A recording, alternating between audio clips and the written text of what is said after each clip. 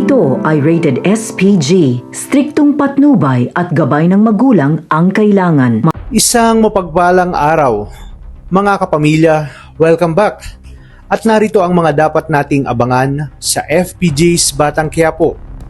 Kung inaakala ni Marites na sa kanyang pagpunta sa mga gerero ay matitigil na ang patayan, pwes hindi ito mangyayari dahil mas malaking gulo at pati ang buhay ng mga mahal niya sa buhay ay malalagay sa alanganin.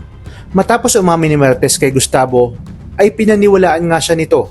Ngunit dahil sa sulusol ni Roberto, na sa oras na tanggapin nito si Marites, ay paniguradong malaking kasiraan ito sa kanilang pamilya.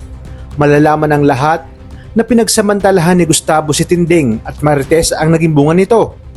Kaya naman, kinausap ni Gustavo si Marites na babawi daw siya sa oras na makaupo na sila sa pwesto at maging mayor na si Miguelito.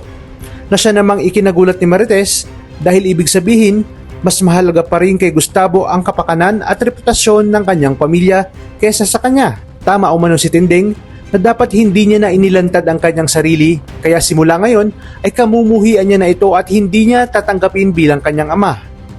Nagbabalak naman sina Roberto at Miguelito na ipatumba si Marites dahil bukod sa makakasira ito sa kanilang imahe, tinig pa ito sa kanilang lalamunan at samanan na dapat para sa kanila.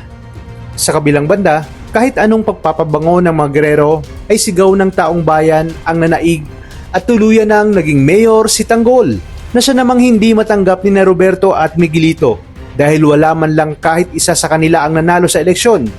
Ibig sabihin nito, win streak si Tanggol at tuluyan ng natapos ang pamamayagpag nila sa politiko.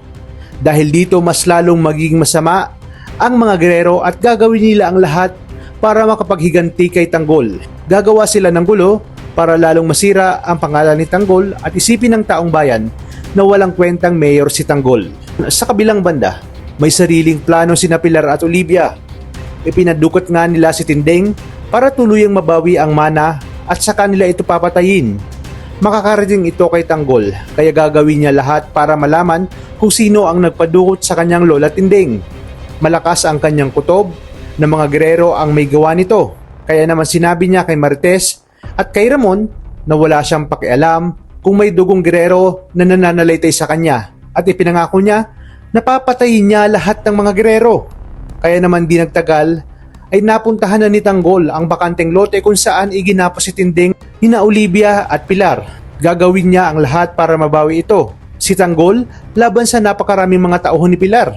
Kaya matinding bakbakan na naman at umaatikabong aksyon ang ating pakakaabangan na siguradong maipapanalo ni Tanggol.